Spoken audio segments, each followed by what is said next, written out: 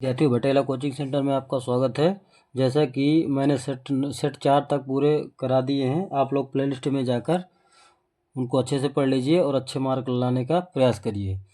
तो अब देखेंगे सेट नंबर 5। कौन सा देखेंगे विद्यार्थियों? Set number 5। तो 824 CN ये विज्ञान का है, कक्षा 10 का। इसमें बहुविकल्पी प्रश्न देखेंगे। भाग पहला जो कह रहा है, पहला क्वेश्चन है, एक उत्तल लेंस के फोकस तथा प्रकाशीय केंद्र के बीच एक पतली सीधी छड़ स्थित है। छड़ का प्रतिबिंब है। छड़ का प्रतिबिंब पूछ रहा है, तो छड़ का प्रतिबिंब जो है, जब उत्तल लेंस कहेगा आपका, तो उत्तल लेंस में हमेशा देखो ये छोटा छोटा कह रहा, तो ये तो गलत हो जाएंगे दोनों। तो सबसे पहले उत्तल लेंस में अगर प्रकाशीय केंद्र और के या फोकस के बीच में अगर कोई वस्तु रखते हैं तो आभासी बनता प्रतिबिंब। कैसा बनता विद्यार्थियों? आभासी बनेगा और सीधा व बड़ा, यानी वस्तु से कैसा बनेगा? बड़ा बनेगा। तो ये हमारा हो जाएगा पहले का, क्या हो जाएगा विद्यार्थियों? Option number B. क्या हो जाएगा पहले का? Option number B. दूसरा नंबर कह रहा है, एक अवतल दर्पण की फोकस दूरी 10 सेंटीमीटर। अवतल दर्पण की फोकस दूरी कितनी विद्यार्थियों? 10 सेंटीमीटर। दर्पण की वक्रता त्रिज्या, दर्पण की वक्रता त्रिज्या निकालना है। तो सबसे पहले एक अवतल दर्पण की फोकस दूरी, सबसे पहले एक अवतल दर्पण की यहाँ पे मान लेते हैं, एक अवतल दर्पण की फोकस दूरी। तो हमारा क्या हो जाएगा? F बराबर हो जाएगा, कितना हो जाएगा विद्यार्थियों? फोकस दूरी है 10 सेंटीमीटर। कितना है? 10 सेंटीमीटर। और दर्पण की वक्रता त्रिज्या कह रहा, तो R बराबर निकालना है। तो सूत्र होता है F बराबर R/2। कितना हो जाएगा विद्यार्थियों? F बराबर R/2। F बराबर R का मान कितना विद्यार्थियों? R का मान निकालना है। कितना? R का मान निकालना है। तो यहाँ पे F बराबर आपका दिया है। F बराबर कितना दिया है? F बराबर दिया है 10 सेंटीमीटर। फोकस दूरी कितनी है? 10 सेंटीमीटर। R का मान निकालना वक्रता त्रिज्या का, तिरे गुणा कर देंगे तो R बराबर हो जाएगा विद्यार्थियों 20 सेंटीमीटर। कितना हो जाएगा? 20 सेंटीमीटर। कितना हो जाएगा? 20 सेंटीमीटर, जो कि आपका ऑप्शन नंबर किसमें दिया है? दूसरे का ए। क्या हो जाएगा? दूसरे का ए, 20 सेंटीमीटर। अब तीसरा कह रहा है, एक प्रिज्म से प्रकाश के अपवर्तन को चित्र में दिखाया गया है। विचलन कोण होना चाहिए। विचलन कोण आपका डेल्टा होता है, तो विचलन कोण आपका डेल्टा हो जाएगा। तो विचलन कोण कुछ यहाँ पे बनेगा आपका। तो ये इस तरीके जो कर देते हैं, तो विचलन कोण क्या हो जाएगा विद्यार्थियों? विचलन कोण हो जाएगा डेल्टा, ये डेल बोल देते हैं। तीसरे का आपका हो जाएगा डी नंबर। तीसरे कौन सा हो जाएगा विद्यार्थियों? D number. अब कह रहा है, इसमें चौथे कह रहा है आपका, तारों के टिमटिमाने की घटना का कारण क्या है? तारों के टिमटिमाने की घटना का कारण क्या है? तो ये आपका हो जाएगा, नहीं, ये हो गया वायुमंडलीय अपवर्तन। वायुमंडलीय अपवर्तन है। चौथे का आपका हो जाएगा ए, वायुमंडलीय अपवर्तन। ये वायुमंडलीय अपवर्तन प्रकाश की जो पर घटना होती है, तारों के टिमटिमाने, धूल के कण जो होते हैं, इस कारण से तारों को टिमटिमाना होता है। पांचवा नंबर आपका कह रहा है, विद्युत परपथ में प्रयुक्त होने वाले कुछ अयोग्य स्तंभ एक्स में दिए गए स्तंभ वाई में दिए गए चित्रों में सुमेलन कर सही विकल्प का चयन कीजिए। ये वोल्ट मीटर है। इस तरीके वोल्ट मीटर प्रतिरोध, इस तरीके के चित्र बना लेना है हमें। ये आपका विद्यार्थियों 5वां नंबर है। इस तरीके से, इस तरीके के चित्र बना लेंगे। वोल्ट मीटर का जो होता है, देखिए यहाँ बी लिखा है, तो यहाँ पे वोल्ट मीटर का एक से तीसरा मिला देंगे, एक से तीसरा आपका मिल जाएगा। प्रतिरोध का आपका जो है दूसरे का पहला हो जाएगा, दूसरे का पहला हो जाएगा। प्लग कुंजी आपका क्या है? प्लग कुंजी ये आपका तीसरे का चौथा हो जाएगा। और ये सेल आपका, सेल कौन सा हो जाएगा? दूसरा हो जाएगा। यानी चौथे का आपका कौन सा हो जाएगा विद्यार्थियों? दूसरा हो जाएगा। तो इस प्रकार से यहाँ पे लिख देंगे। यहाँ पे आपका पहले का आपका हो जाएगा, पहले का हो जाएगा तीसरा। क्या हो जाएगा विद्यार्थियों? पहले का तीसरा। और दूसरे का विद्यार्थी हो जाएगा, दूसरे का हो जाएगा पहला। और तीसरे का विद्यार्थी हो जाएगा, तीसरे का हो जाएगा चौथा। और चौथे का आपका हो जाएगा विद्यार्थियों, चौथे का हो जाएगा दूसरा। यानी ऑप्शन नंबर क्या हो जाएगा विद्यार्थी? ऑप्शन नंबर आपका डी सही हो जाएगा। यानी आपका पांचवे का कौन सा हो जाएगा विद्यार्थियों? डी। पांचवे का आपका ऑप्शन नंबर डी हो जाएगा। ये जो आपसे पांचवा नंबर आपका क्या हो जाएगा विद्यार्थी? ऑप्शन नंबर डी हो जाएगा। जो छठवां सवाल कह रहा है आपका, किसी तार का प्रतिरोध 2 ओम है। कह रहा है किसी तार का प्रतिरोध 2 ओम है, इसी पदार्थ के किसी अन्य तार जिसकी लंबाई पहले की लंबाई की 2 गुनी तथा व्यास आधा है। व्यास क्या विद्यार्थियों? आधा है। तब दूसरे तार का प्रतिरोध होगा। तब दूसरे तार का क्या होगा विद्यार्थियों? प्रतिरोध होगा। तो इसकी बात, प्रतिरोध की बात कर रहा है आपका। ये जब का सवाल कह रहा है किसी तार का प्रतिरोध 2 ओम है, तो तार का प्रतिरोध यहाँ पे R बराबर हो जाएगा विद्यार्थियों, कितना हो जाएगा? यानी R1 बराबर हो जाएगा 2 ओम। कितना हो जाएगा विद्यार्थियों? 2 ओम। इसी पदार्थ के किसी अन्य तार की लंबाई यानी इसी पदार्थ की यानी L1 बराबर क्या हो जाएगा विद्यार्थियों? आपका हो जाएगा L। क्या हो जाएगा? L1 बराबर L हो जाएगा। पहले तार की लंबाई की 2 गुनी है, तो पहले तार की लंबाई कितनी है विद्यार्थियों? 2 गुनी है, तो यानी L2 बराबर हो जाएगा आपका 2 गुना 2L हो जाएगा। 2 गुनी है तथा व्यास आधा है। व्यास आप पहले D1 बराबर आपका D है और फिर D2 बराबर आपका कितना हो जाएगा? आधा कह रहा है, तो D2 बराबर हो जाएगा आपका D/2। कितना हो जाएगा विद्यार्थियों? D/2। ये आपका पहले तार की व्यास है, दूसरे तार का व्यास है, यानी आधा कह रहा है यहाँ पे। सवाल आप अच्छे से पढ़िए। तो इसका प्रतिरोध निकालना यानी हम विद्यार्थियों को किसका मान निकालना है? R2 का मान निकालना है। किसका मान निकालना है? R2 का, यानी दूसरे तार का प्रतिरोध क्या होगा।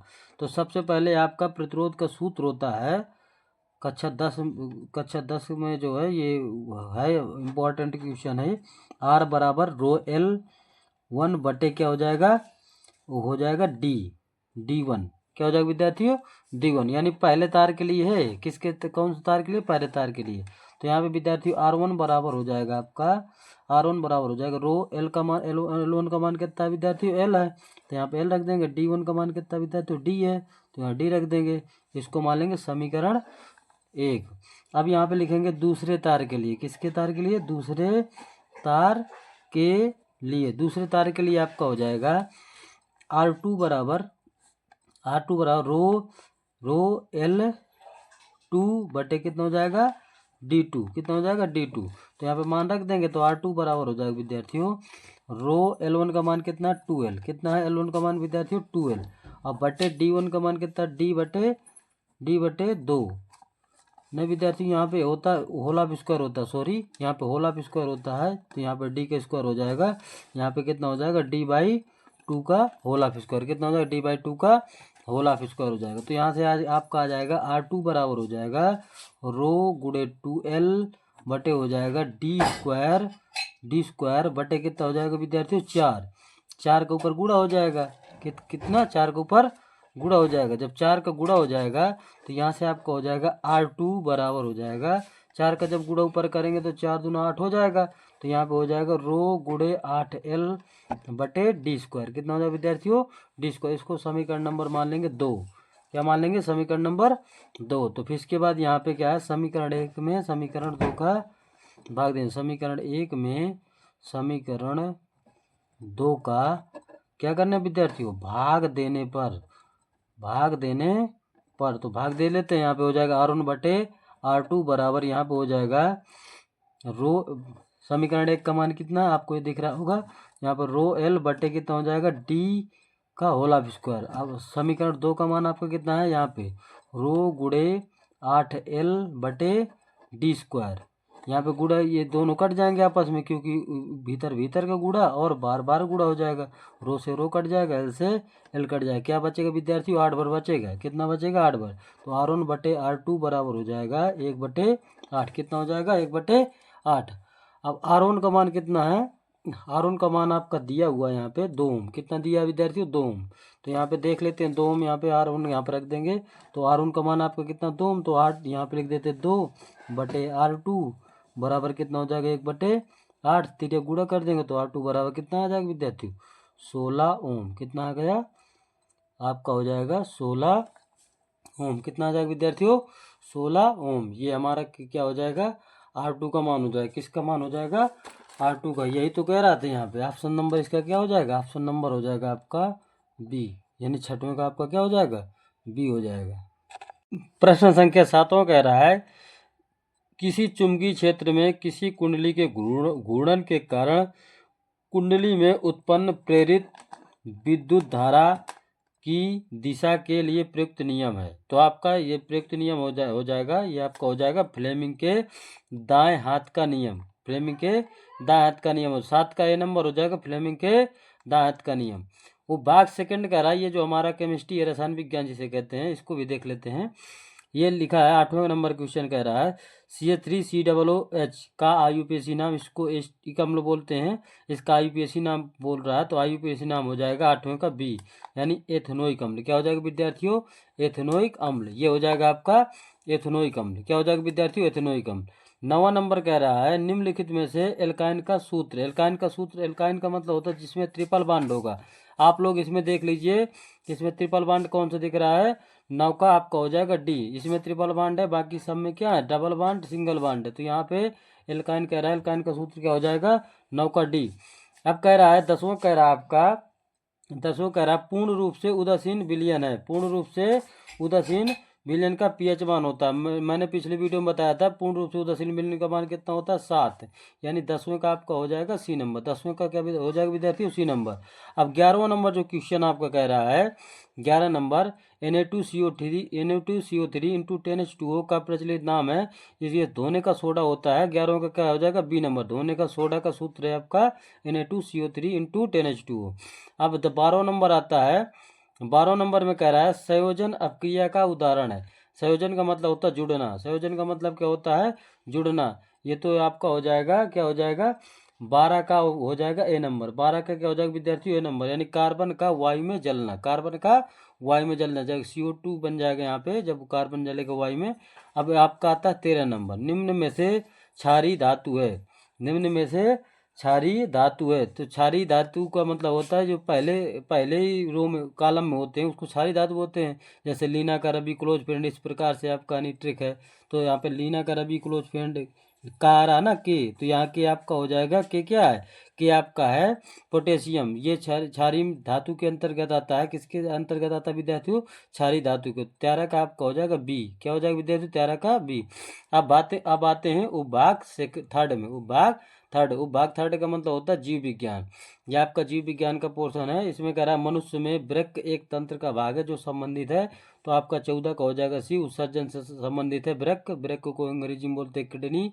क्या बोलते हैं विद्यार्थी, वृक्क को अंग्रेजी में किडनी। 15 नंबर क्वेश्चन कह रहा है मस्तिष्क उत्तरदायी है। मस्तिष्क देखिए विद्यार्थियों, सोचने के लिए भी होता है, हृदय स्पंदन के नियंत्रित करने के लिए, शरीर का संतुलन बनाने के लिए। यानी आपका तीनों हो जाएगा। तो ऑप्शन नंबर डी हो जाएगा, इनमें से सभी। यानी 15 का आपका हो जाएगा डी, यानी सभी चीज़ों के काम आता है। 16 नंबर क्या कह रहा है, ग्लाइकोसिस का अंतिम उत्पाद है। तो ग्लाइकोसिस का जो आपका अंतिम उत्पाद हो जाएगा ये पायरुवेट में हो जाएगा। 2-3 बार रिपीट हो चुका है ये क्वेश्चन। ये आपका हो जाएगा पायरुवेट, यानी 16 का बी हो जाएगा। पुंकेसर में होते हैं, ये भी पिछले उसमें हो चुका है। पुंकेसर में होते परागकोश और तंतु दोनों होते हैं। तो ऑप्शन नंबर क्या हो जाएगा, सी। 17 क्या हो जाएगा विद्यार्थियों, सी। 18 नंबर कह रहा है मेंडल ने अपनी प्रारंभिक शिक्षा प्राप्त की थी। ये मेंडल ने 18 का आपका ये हो जाएगा गिरजाघर से प्राप्त की थी। मेंडल ने वो धान मटर का पौधा लिया था उससे। तो 18 का आपका ये हो जाएगा, क्या हो जाएगा विद्यार्थियों, 18 का ए नंबर हो जाएगा गिरजाघर से। 19 नंबर का मेंडल के अनुसार मटर के शुद्ध बौना पौधे का जीन प्रारूप होता है। तो मटर का जो होता है बौना पौधे का मतलब होता है 19 का स्मॉल टीटी हो जाएगा। इसको बौने पौधा बोलते हैं, इसको लंबे पौधा, शुद्ध लंबे पौधा, शुद्ध बौना पौधा। 19 का हो जाएगा सी नंबर। 20 का हो जाएगा निम्नलिखित में से कौन शीर्ष मांसाहारी। तो आपका बाघ शीर्ष मांसाहारी हो जाएगा, क्योंकि ये ताजा मांस खाता है इसलिए इसको शीर्ष मांसाहारी के अंतर्गत रखा गया है। खंड बा का देखेंगे, वर्णनात्मक प्रश्न है। उपभाग पहला, पहले का पहला क्वेश्चन कह रहा है निकट दृष्टि दोष का संशोधन कैसे किया जाता है। तो निकट दृष्टि दोष का संशोधन जो है 2 नंबर का है क्वेश्चन। इस क्वेश्चन को देखें, खंड बा का है, पहले का पहला। तो इसका संशोधन कैसे किया जाता है। तो सबसे पहले निकट दृष्टि दोष है। निकट दृष्टि दोष वाले जो हमारा निकट दृष्टि दोष वाले व्यक्ति को निकट की वस्तुएं स्पष्ट दिखाई देती है। मतलब इसका कहने का मतलब है नज़दीक की वस्तुएं स्पष्ट दिखाई देती है परंतु दूर की वस्तुएं साफ नहीं दिखाई देती, क्योंकि नेत्र का दूरबिंदु अनंत पर न बनकर कम दूरी पर आ जाता है। इसके निम्न कारण है नेत्र लेंस की वक्रता त्रिज्या का बढ़ जाना। जब नेत्र लेंस की वक्रता त्रिज्या बढ़ जाएगी तो ये हमारा निकट की वस्तु दिखाई देगी लेकिन दूर की वस्तुएं नहीं दिखाई देंगे। दूसरा नंबर आपका कह रहा है नेत्र लेंस और रेटिना के बीच की दूरी बढ़ जाना और नेत्र गोले का व्यास बढ़ जाना। यही कारण है कि दूर बिंदु अनंत पर न होकर काफ़ी निकट बिंदु पर 25 सेंटीमीटर से कम दूरी पर बनता है। जैसा कि आप लोग विद्यार्थियों, ये जो हमारा जो ये बना हुआ ये प्रकाश स्रोत है, ये हमारी आँख है। ये रेटिना पर न बनकर कहाँ बनता है, प्रतिबिंब कहाँ बनता है, रेटिना के आगे बनता है। कहाँ बनता है विद्यार्थियों? आगे बनता है। ये अनंत पे न बन के यहाँ पे रेटिना के कहाँ बन जाता है विद्यार्थियों? आगे बनता है। इसलिए नज़दीक की वस्तुएं जो होती हैं दिखाई देती, लेकिन दूर की वस्तुएं नहीं दिखा देती।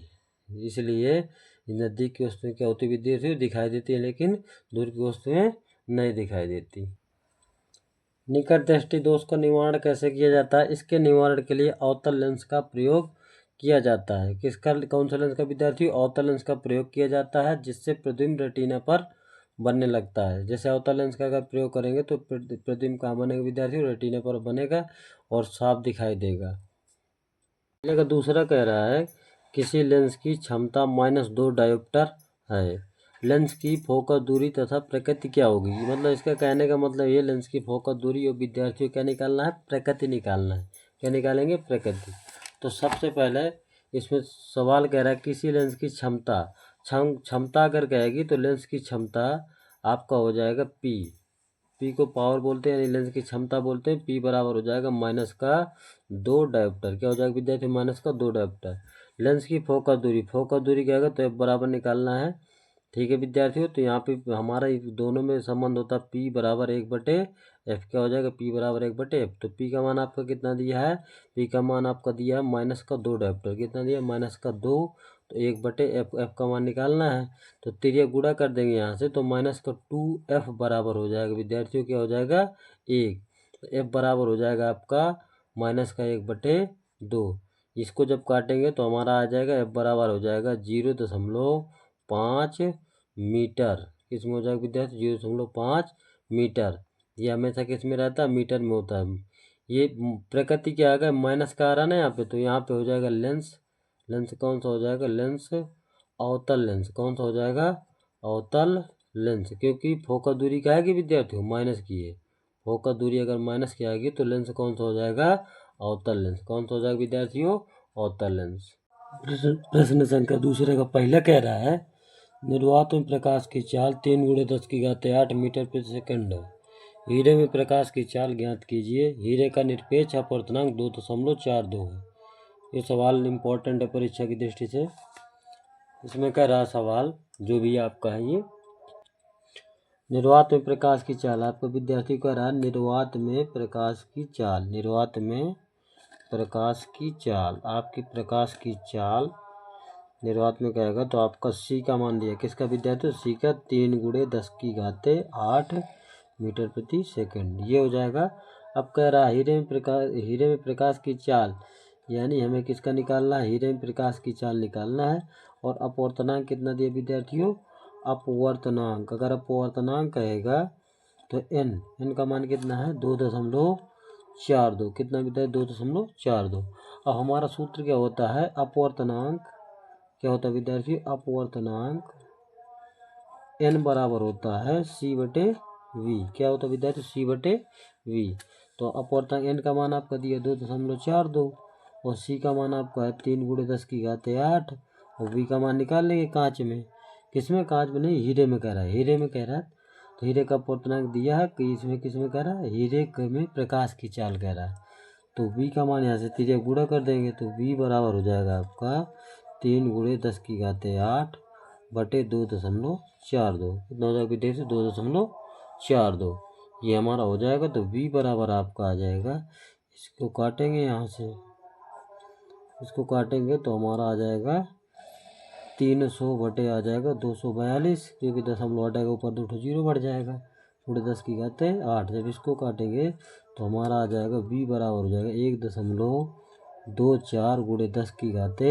10⁸ मीटर प्रति सेकंड। यही हमारा क्या हो जाएगा विद्यार्थियों?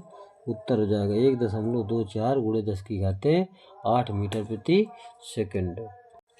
प्रश्न संख्या दूसरे का दूसरा कह रहा है स्वच्छ किरण आरेख बनाकर अवतल लेंस से बने किसी वस्तु के प्रतिबिंब की स्थिति दिखाइए। तो ये स्थिति दिखाना है इसकी।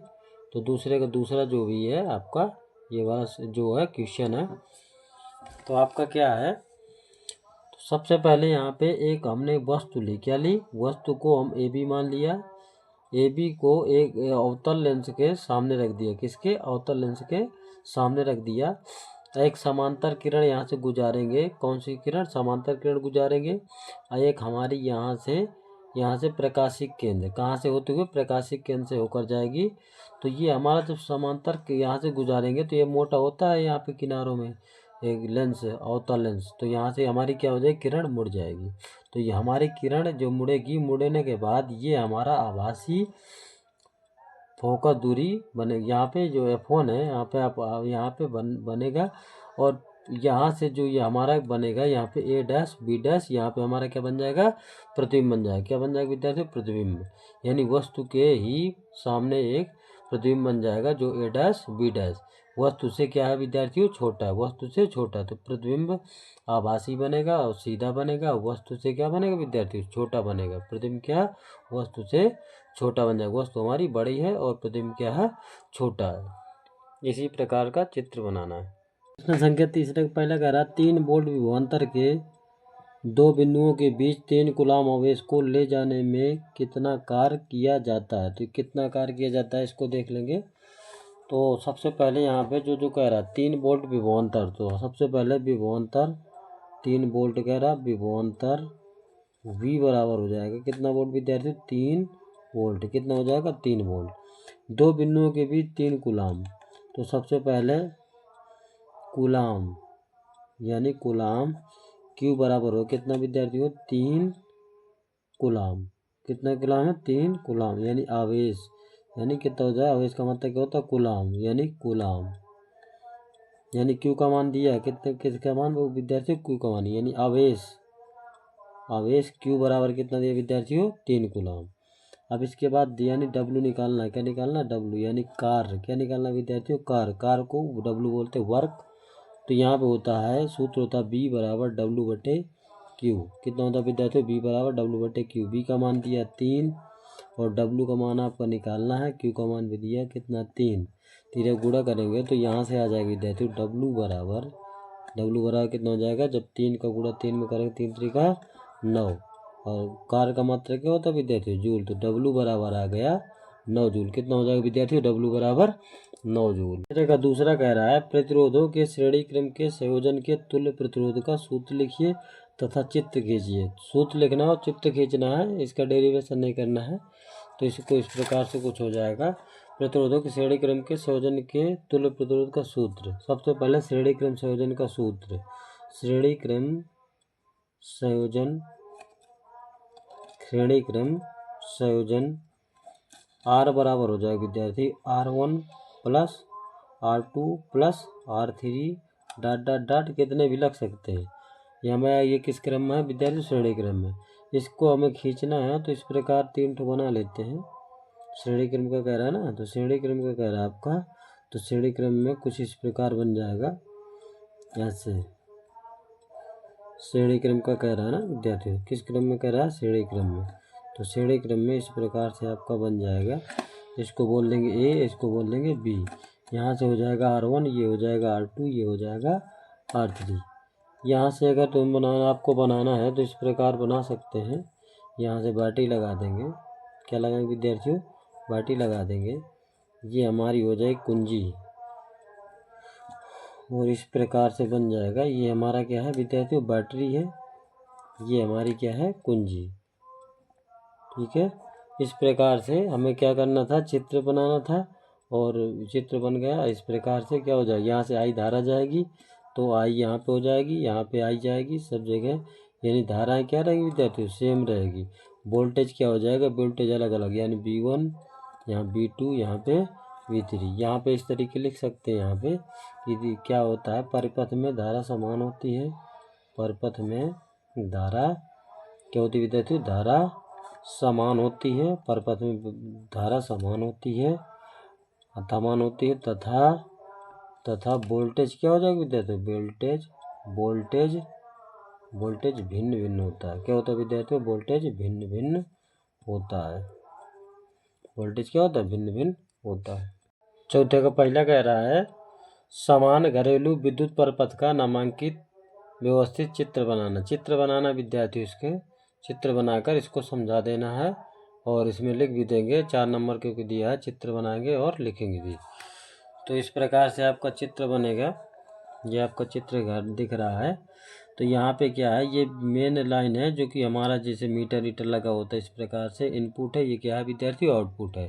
इनपुट है आउटपुट है। यहाँ पे एल फेज तार है, यहाँ पे उदासीन तार है। एल फेज तार और उदासीन तार है।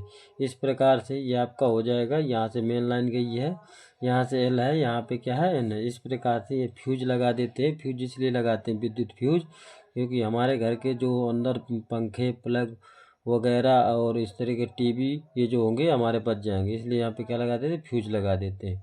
ये मुख्य फ्यूज है हमारा, ये मुख्य स्विच है। यहाँ से जो है इस प्रकार से एक कमरे का हमारा क्या है पूरा ये लाइन है। ये हमारी लाइनें गई, यहाँ पे पंखा लगा हुआ, प्लग लगा हुआ, टीवी लगा हुआ।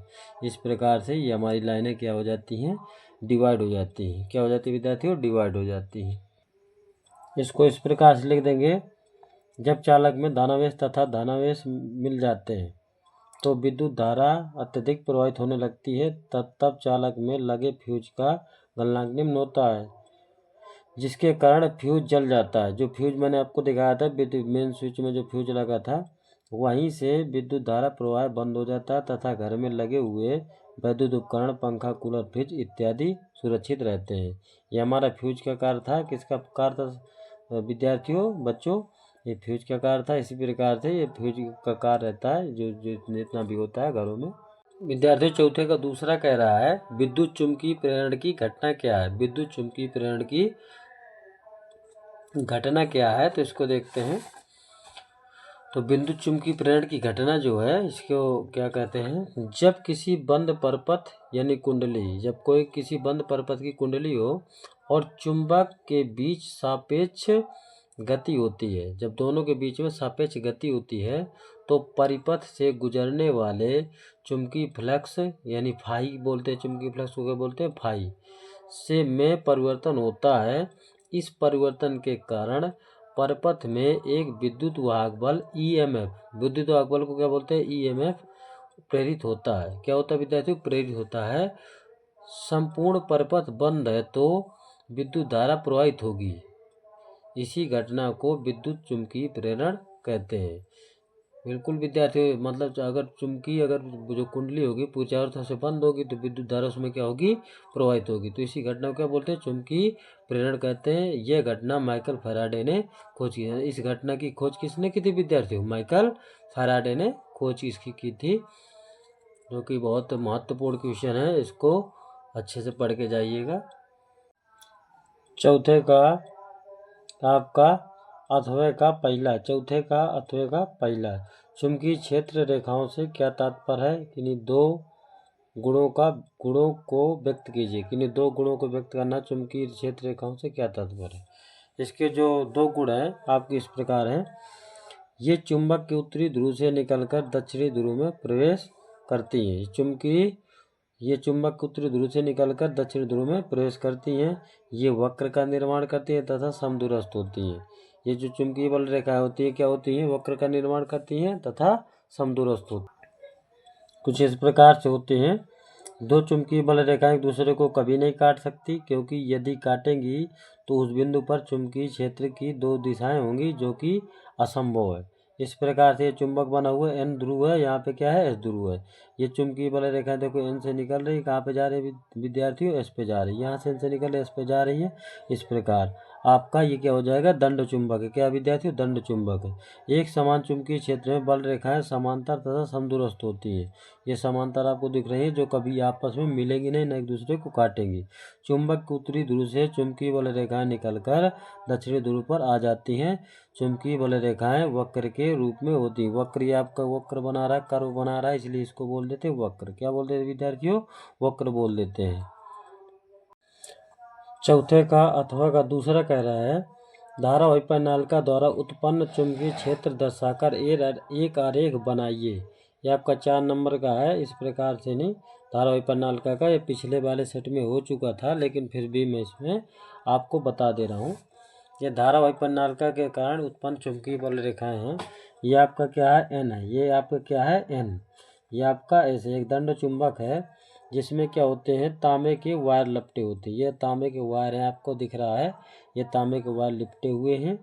मैंने अभी बताया था कि यहाँ पे ये कर्व रेखाएं बनाती, यानी एन से निकलेंगी, कहाँ पे जाएंगी, एस पे जाएंगी। एन से निकलेंगी, एस पे जाएंगी, एक दूसरे से समदूरस्थ होती है, एक दूसरे से क्या होती है, समांतर होती है। यहाँ पे एक ठो आपको बैटरी लगी मिलेगी। ये प्रतिरोधक है, क्या है, प्रतिरोधक। और ये क्या है, कुंजी है। ये आपका जो है बैटरी क्या करेगा, इसमें धारा प्रवाहित करता है दंड चुंबक में, जो कि आपका क्या होता है, विद्युत चुंबक होते हैं। आपके कौन से होते हैं, विद्युत चुंबक। तो यहाँ पे क्या है, इस प्रकार से कुछ धारावाही प्रणाली का, इसको देख लेते हैं। इसमें एक विद्युत रोधी तांबे के तार के कई वृत्ताकार फेरे, जैसे मैंने आपको बताया था, यहाँ पे फेरे लगे होते हैं। फेरे एक बेलन पर लिपटे होते हैं। बेलन जो कि चुंबक का होता है NS। बैटरी से जोड़ने पर एक प्रणालिका के अंदर और बाहर चुंबकीय क्षेत्र रेखाएं उत्पन्न होती है। चुंबकीय क्षेत्र रेखाएं क्या होती है विद्यार्थी, उत्पन्न होती है। यानी बैटरी से जोड़ने पर प्रणालिका के अंदर और बाहर चुंबकीय क्षेत्र रेखाएं उत्पन्न होती हैं। ठीक है विद्यार्थियों, चुंबकीय क्षेत्र रेखाएं क्या होती है, उत्पन्न हो। जब बैटरी से जब आपका क्या हो जाएगा, विद्युत धारा प्रवाहित होगी, क्योंकि विद्युत चुंबक लगे होते हैं। जब तक आपका चुंबक, विद्युत चुंबक जो होता है उससे लगा होता है। चुंबकीय क्षेत्र रेखाएं उत्पन्न होती हैं। अंदर की रेखाएं समांतर और अक्ष के अनुदिश होती हैं। अंदर की रेखाएं क्या होती है, समांतर होती हैं, एक दूसरे क्या होती है, अनुदिश होती हैं, जो एक समान क्षेत्र दर्शाती हैं। क्या करती हैं विद्यार्थियों, जो एक समान क्षेत्र दर्शाती हैं। बाहर की रेखाएं एक छड़ चुंबक के समान पैटर्न बनाती हैं। क्या बनाती है विद्यार्थियों, पैटर्न बनाती हैं। उत्तरी ध्रुव से निकलकर दक्षिणी ध्रुव में प्रवेश करती हैं। यानी उत्तरी ध्रुव से निकल के कहाँ पे, दक्षिणी ध्रुव पर प्रवेश करती है। ये दंड चुंबक है। ये क्या होते हैं, विद्युत चुंबक होते हैं। जब तक इसमें धारा प्रवाहित होती है तब तक यहाँ पे चुंबकीय क्षेत्र उत्पन्न होता है। जहाँ धारा समाप्त हो जाती है, विद्युत धारा यानी बैटरी से बंद कर देते हैं, तो आपका ये चुंबकीय क्षेत्र उत्पन्न करना बंद कर देते हैं। इसलिए यहाँ पे कौन से चुंबक लगाए जाते हैं, विद्युत चुंबक। इसीलिए इसको बोलते हैं धारावाही प्रणालिका। क्या बोलते हैं विद्यार्थी, धारावाही प्रणालिका। तो पांचों का पहला कह रहा है, वो भाग सेकंड का केमिस्ट्री है। कार्बनिक यौगिकों में ऑक्सीकरण तथा प्रतिस्थापन अपक्रिया को उदाहरण द्वारा समझाइए। कार्बनिक यौगिकों की बात कर रहा है, तो यहाँ पे देख लेते हैं। कार्बनिक यौगिकों में ऑक्सीकरण तथा प्रतिस्थापन अपक्रिया को उदाहरण द्वारा समझाना है। तो इसमें कह रहा है, जब कार्बनिक पदार्थ में ऑक्सीजन का योग होता है, किसका, ऑक्सीजन का योग होता है, यानी ऑक्सीकरण, तो ऑक्सीजन का क्या करेंगे, योग करेंगे। यानी योग का मतलब क्या होता है, जोड़ते हैं। तो जब यहाँ पे ये देखो कार्बनिक पदार्थ है, अगर कार्बन लगा तो कार्बनिक पदार्थ है, जाहिर सी बात है, ये तो सभी को पता रहता है। कार्बन जिसमें लगा तो उसको क्या बोलते हैं, कार्बनिक पदार्थ। तो इसमें देखिए ऑक्सीजन योग हो रहा है, यानी जुड़ रहा है ऑक्सीजन किसकी उपस्थिति में, KMnO4 की उपस्थिति में आपका क्या हो रहा है, ऑक्सीजन जुड़ रहा है एथिल अल्कोहल से। तो यहाँ पे आपका एस्टिक अम्ल यानी एथेनोइक अम्ल भी बोलते हैं, इसका IUPAC नाम होता है एस्टिक अम्ल का। और प्लस क्या निकल रहा है, जल। यहाँ पे क्या निकल रहा है विद्यार्थियों, जल। अगर ऑक्सीकरण होगा, यानी तो ऑक्सीकरण होगा तो ऑक्सीजन जुड़ेगा। क्या जुड़ेगा विद्यार्थियों, ऑक्सीजन जुड़ेगा। तो यहाँ पे क्या हो जाएगा, एथेनोइक अम्ल प्लस क्या निकलेगा आपका, जल। किसकी उपस्थिति में, KMnO4 की। अब आपका आता प्रतिस्थापन। क्या आता है विद्यार्थियों, प्रतिस्थापन। प्रतिस्थापन का मतलब होता है खंडों में टूटना। वह क्रिया एक समूह दूसरे समूह के परमाणु को विस्थापित कर देता है। ये आपका एक समूह है मेथेन है, ये आपका क्या है, परमाणु क्लोरीन है। इससे क्या होगा, इससे एक H के साथ जुड़ जाएगा, यानी CH3Cl मेथिल क्लोराइड बनाएगा। क्या बनाएगा विद्यार्थियों, मेथिल क्लोराइड बनाएगा। और साथ में एक H लेके, एक Cl लेके क्या निकाल देगा, हाइड्रोक्लोरिक अम्ल, यानी HCl निकाल देगा विद्यार्थियों। क्या निकाल देगा, HCl। ये हाइड्रोक्लोरिक अम्ल हो जाएगा विद्यार्थियों। यहाँ से CH3 ले लेगा और एक H बचेगा, तो एक H इसके साथ Cl के साथ मिल जाएगा तो HCl हो जाएगा। तो यहाँ पे कितना हो जाएगा, CH3Cl और प्लस क्या हो जाएगा, HCl। पांचवें का दूसरा कह रहा है, विरंजक चूर्ण तथा बेकिंग सोडा में से प्रत्येक के निर्माण की एक विधि का रासायनिक समीकरण लिखिए। तो यहाँ पे रासायनिक समीकरण लिखना है विरंजक चूर्ण का और बेकिंग सोडा। किसका विद्यार्थियों, बेकिंग सोडा और विरंजक चूर्ण का। तो यहाँ पे देखते हैं, यहाँ पे विरंजक चूर्ण तथा बेकिंग सोडा में से प्रत्येक के निर्माण की एक विधि का रासायनिक समीकरण लिखिए। तो सबसे पहले आपका विरंजक चूर्ण से कैसे बनेगा, इसको ध्यान से में रखते हैं। ये बहुत बार हो चुका है, काफ़ी बार हो चुका है, ये कई सेटों में आया है। बुझे चूने यानी CH का होल्ड ट्वाइस, इसको शुष्क चूना बोलते हैं या फिर बुझा चूना बोलते हैं। पर क्लोरीन गैस प्रवाहित किया जाता है। तो यहाँ पे क्या मिल जाएगा हमारा विरंजक चूर्ण। तो यहाँ CaOH का उल्टा है, इसको बुझा चूना बोलते हैं, प्लस क्लोरीन Cl2 है। इसकी जब क्रिया कराते हैं तो आपका यानी ये ब्लीचिंग पाउडर या फिर बोल देते हैं विरंजक चूर्ण, यानी CaOCl2 इसको बोलते हैं विरंजक चूर्ण। अब प्लस में क्या निकल जाएगा विद्यार्थियों, जल निकल जाएगा। क्या निकलेगा, जल। इसी प्रकार हम क्या करेंगे, अब हमें निकालना बेकिंग सोडा बनाना। क्या बनाना विद्यार्थियों, बेकिंग सोडा। तो बेकिंग सोडा बनाने के लिए हम सोडियम कार्बोनेट यानी Na2CO3 और प्लस जल और प्लस कार्बन डाइऑक्साइड यानी तीनों को जब एक साथ मिलाते हैं तो हमारा क्या बन जाता है, बेकिंग सोडा यानी NaHCO3। बैलेंसी पूरा कर देंगे, बैलेंसी यहाँ पे 2 का गुणा है तो यहाँ सब पूरा बैलेंसी हो जाएगा। तो इस प्रकार से हमारा क्या बन जाएगा, यहाँ पे बेकिंग सोडा बनेगा, यहाँ पे क्या बन जाएगा, विरंजक चूर्ण विद्यार्थियों। इसी प्रकार से बन जाएगा।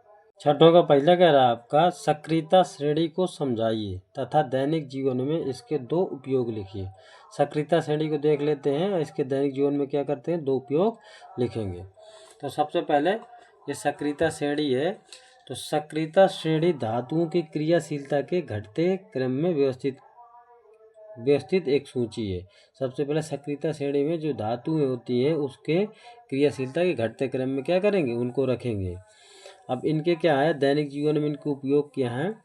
धातु निष्कर्षण में जैसे धातु निष्कर्षण अभी हमने वो पढ़ा था, धातु निष्कर्षण अयस्कों का सांद्रण। तो उसी प्रकार ये धातु निष्कर्षण अयस्क के धातु निष्कर्षण की विधि निर्धारित करने में किया जाता है। बिल्कुल सही है, इन अयस्कों को शुद्ध करके धातु बनाया जाता है, इसीलिए इसको धातु निष्कर्षण बोलते हैं। ये विस्थापन विधि है।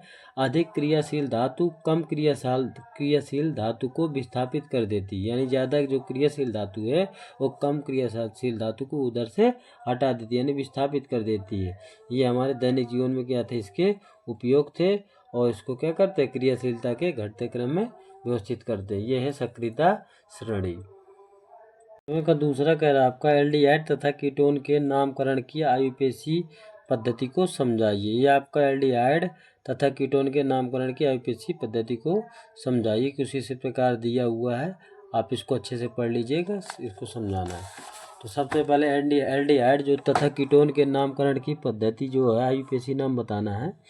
तो उस सबसे लंबी कार्बन श्रृंखला का चयन किया जाता है, मतलब सबसे लंबी जो कार्बन श्रृंखला है उसका चयन करेंगे जिससे क्रियात्मक समूह CHO या आपका एल्डिहाइड समूह है। कौन सा विद्यार्थियों, एल्डिहाइड समूह है, या single bond C double bond O के साथ जुड़ा रहेगा, उसको बोलेंगे हम कीटोनिक समूह। कौन सा बोलेंगे विद्यार्थियों, ये हमारा कीटोनिक समूह हो। इसका नोट है, कुछ इस प्रकार लिख लेंगे। एल्डिहाइड के अंत में क्या लगा रहता है, आल। क्या लगा रहता है, अल। क्या लगा रहता है विद्यार्थियों, अल, AL यानी अल। और कीटोन के नाम के अंत में वन लगा होता है। क्या लगा होता है, कीटोन। कीटोन इसीलिए बोलते हैं कीटोन। तो यहाँ पे क्या हो जाएगा, ONE यानी उन प्रत्यय लगाया जाता है। इस प्रकार से हम क्या करेंगे, इसका आयुपेशी नाम लिख देंगे, किसका, एल्डिहाइड का और कीटोनिक। जहाँ पे क्या होगा, CHO लगा होगा वो एल्डिहाइड होगा, जहाँ पे single bond C double bond और जुड़ा होगा वो बोलेंगे कीटोनिक समूह। कौन सा विद्यार्थियों, कीटोनिक समूह। सातवां का पहला कह रहा है कार्बन की सर्वतोमुखी प्रकृति को उदाहरण द्वारा समझाइए। इसको हमें समझाना है। सातवें का पहला को कार्बन की सर्वतोमुखी प्रकृति को उदाहरण द्वारा समझाइए। ये कार्बन एक सर्वतोमुखी तत्व है जो निम्नलिखित कारणों से सिद्ध होता है। सबसे पहले, संसार में सभी जीवित प्राणी कार्बन की यौगिकों से बने होते हैं। बिल्कुल सभी चीज़ों में कार्बन पाया जाता है, जैसे कार्बोहाइड्रेट, प्रोटीन, वसा, विटामिन, हार्मोन तथा न्यूक्लिक अम्ल आदि। हमारे दैनिक जीवन में हम जो भी वस्तुएं उपभोग या खर्च करते हैं सभी कार्बन के यौगिक होते हैं, जैसे खाने का सामान, कपड़े आदि। यानी इस प्रकार से सब हमारे क्या हो जाएंगे, कार्बन सभी में पाया जाता है विद्यार्थियों।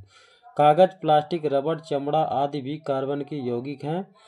चौथा नंबर कह रहा है पदार्थ जैसे साबुन, अपमार्जक तथा दवाएं भी कार्बन के यौगिक होते हैं। सभी चीज में कार्बन पाया जाता है विद्यार्थियों। बी नंबर कह रहा है कार्बन का परमाणु क्रमांक 6 है तथा इसकी इलेक्ट्रॉनिक विन्यास 2,4 है। एक कार्बन परमाणु के संयोजी कक्ष में 4 इलेक्ट्रॉन होते हैं। इसे अपने निकट अक्रिय गैस नियान की संरचना प्राप्त करने के लिए 4 और इलेक्ट्रॉन की आवश्यकता होती है। कार्बन के इलेक्ट्रॉन आपसी साझेदारी से प्राप्त होता है, यानी इसकी संयोजकता कितनी होती है विद्यार्थियों? 4 होती है। कितनी होती है? 4। कुछ इस प्रकार से हमारा 2 4 कार्बन 4 सहसंयोजक अबंध बनाता है, अर्थात कार्बन की सहसंयोजकता 4 है। अन्य शब्दों में कार्बन चतुस्संयोजक है। क्या है? चतुस्संयोजक है। डच वैज्ञानिक जे वान ठाप तथा फ्रेंच वैज्ञानिक सी लेवेल ने बताया कि कार्बन की 4 संयोजकताएं एक ही तल में नहीं होती, वरना एक ही समचतुष्फलक के चारों कोनों की ओर इंगित होती हैं। अर्थात कार्बन चतुष्फलकीय है। किन्हीं दो संगत संयोजकताओं के मध्य 109 डिग्री 28 मिनट होता है। चतुष्फलक कोण कहते हैं। कुछ इस प्रकार से आपका ये जो बना हुआ है, ये आपके कोण बने हुए हैं कितने डिग्री का? 109 डिग्री 28 मिनट। यहाँ पर भी इस तरीके दिखा दिया गया है। तो इस प्रकार से आपका किसने? जे वान ठाप सी लेवल ने बताया था कि कितने डिग्री का कोण बनता है। 7वें का दूसरा कह रहा है संक्षारण के निवारण की 2 विधियों को लिखिए। संक्षारण को कैसे रोका जा सकता है, इसके 2 विधियों को लिखना है। तो यहाँ पे आपका हो जाएगा संक्षारण को रोकने की 2 विधियाँ। जब किसी धातु को नम या खुले स्थान में रख देते हैं तो उस धातु में क्षरण होने लगता है। इस घटना को क्या बोलते हैं? संक्षारण कहते हैं। यानी इसको जो है संक्षारण कहते हैं। यानी इस घटना को क्या बोलते हैं विद्यार्थियों? संक्षारण कहते हैं। तो सबसे पहला काम क्या है? यानी इसका कहने का मतलब यही है कि यानी Fe प्लस क्या हो जाएगा? H2O और प्लस O2। यानी इसको जब रखेंगे तो आपका बनेगा Fe3O4 इंटू XH2O। यानी ये क्या हो जाएगा? लोहा हो जाएगा। इसकी जल और ऑक्सीजन की उपस्थिति में Fe3O4 इंटू XH2O बनाएगा। तो सबसे पहले निवारण क्या है इसके? पेंट या ग्रीस लगाकर, यानी धातु में पेंट या ग्रीस लगा देंगे तो सुरक्षित बनी रहेगी। गैल्वेनीकरण यानी जस्ते की परत चढ़ा देंगे अगर धातु में, तो इसमें जंग लगने से बच जाएगा। तो इसको संक्षारण रोकने के 2 उपाय कह रहा था, तो हमने इन दोनों उपायों को लिख दिया। 7वें का तीसरा कह रहा है मरकरी के एक अयस्क का नाम एवं सूत्र लिखिए तथा इससे मरकरी प्राप्त करने का रासायनिक समीकरण भी लिखिए। इस प्रकार से 7वें का तीसरा देखेंगे क्या कह रहा है। मरकरी के एक अयस्क का नाम लिखना है। तो सबसे पहले अयस्क का नाम क्या है? सिनेबार। क्या है विद्यार्थियों? सिनेबार। मरकरी के अयस्क का नाम है आपका सिनेबार। इसका रासायनिक सूत्र है आपका HGS। क्या है? HGS। इसका रासायनिक क्या है? Mercuric sulphide. ये आपका हो जाएगा HGS। मरकरी प्राप्त करने का समीकरण क्या है विद्यार्थियों? सबसे पहले यहाँ पे पढ़ लेते हैं। सिनेबार को वायु की उपस्थिति में गर्म कर सिनेबार को किसकी? वायु की उपस्थिति में गर्म करने पर यह पहले मरकरी ऑक्साइड यानी HGO प्राप्त होता है। क्या होता है विद्यार्थियों? HGO प्राप्त करता है मरकरी ऑक्साइड। कि इसको मरकरी ऑक्साइड को फिर गर्म करते हैं तो मरकरी धातु प्राप्त होता है। यानी उच्च में गर्म करते हैं, यानी अत्यधिक गर्म करने पर मरकरी धातु प्राप्त हो जाती है। देखिए, यानी इसको जब वायु की उपस्थिति में गर्म करते हैं तो HGO प्राप्त होता है, मरकरी ऑक्साइड और सल्फर डाइऑक्साइड। फिर जब मरकरी ऑक्साइड को गर्म करते हैं तो यहाँ पे आपका क्या हो जाता है? पारा प्राप्त हो जाता है। क्या बोलते हैं इसको? पारा। क्या बोलते हैं? देखो, पारा बोलते हैं और मरकरी बोलते हैं। क्या बोलते हैं? मरकरी प्राप्त हो जाए और ऑक्सीजन आपका निकल जाता है। कुछ इस प्रकार से आपका ये हो जाएगा मरकरी का। 7वें का आपका अथवा कह रहा है, ये आपका 7वें का अथवा कह रहा है। पहला नंबर समजाति श्रेणी को एल्कोहल तथा एल्डिहाइड के उदाहरण देते हुए समझाइए। यानी एल्कोहल का और किसका विद्यार्थियों? एल्डिहाइड का उदाहरण देकर हमें समझाना है कि समजाति कैसे है। तो सबसे पहले यहाँ पे समजाति श्रेणी का एल्कोहल तथा एल्डिहाइड का उदाहरण देना है। तो यहाँ पे समजाति श्रेणी कार्बनिक यौगिकों की ऐसी श्रृंखला है जिसमें एक ही क्रियात्मक समूह होता है। यानी क्रियात्मक समूह कौन सा होता है विद्यार्थियों? एक ही होता है। और किन्हीं 2 सदस्यों के बीच कितने का अंतर होता है विद्यार्थियों? CH2 इकाई का अंतर होता है। यानी दोनों सदस्यों के बीच कितने का अंतर होना चाहिए? CH2 इकाई का अंतर होता है। इन सदस्यों के रासायनिक गुण समान लेकिन भौतिक गुण क्या होते हैं? गलनांक क्वथनांक भिन्न होते हैं। यानी इनके जो है सदस्यों के रासायनिक गुण क्या होते हैं विद्यार्थियों? समान होते हैं, लेकिन भौतिक गुण क्या होते हैं? गलनांक और क्वथनांक क्या होते हैं? भिन्न होते हैं। उदाहरण के लिए जैसे एल्कोहल की बात कर रहा था, एल्कोहल श्रेणी है आपका मेथेनॉल यानी CH3OH। क्या हो जाएगा विद्यार्थियों? CH3OH यानी मेथेनॉल। और एथेनॉल, इनके दोनों के बीच अंतर आप देख लीजिए CH2 का हो रहा है। कितने का हो रहा है? CH2। एक कार्बन इधर है, एक 2 कार्बन इधर है, एक कार्बन इधर है, तो C हो गया। यहाँ पे H3 है, यहाँ पे H5 है, तो CH2 का अंतर हो गया।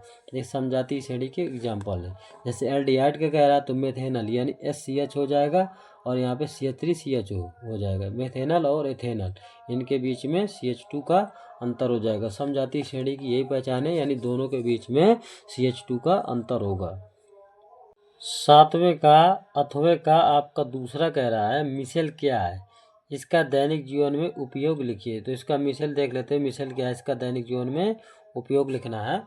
तो सबसे पहले मिसेल की परिभाषा। मिसेल एक साबुन की प्रक्रिया, किसकी प्रक्रिया विद्यार्थियों? साबुन की, जो सोडियम आयन तथा हाइड्रोजनियम आयन बनाते हैं। सोडियम आयन बाहर की ओर जल विरागी बनाते हैं तथा हाइड्रोजोनियम आयन जल विरागी बनाते हैं। ये कपड़ों में लगे दाग धब्बों या ग्रीस तथा वसी पदार्थों के दाग धब्बों को मिसेल बनाकर अलग कर देता है। क्या कर देता है? मिसेल बनाकर विद्यार्थियों अलग कर देता है।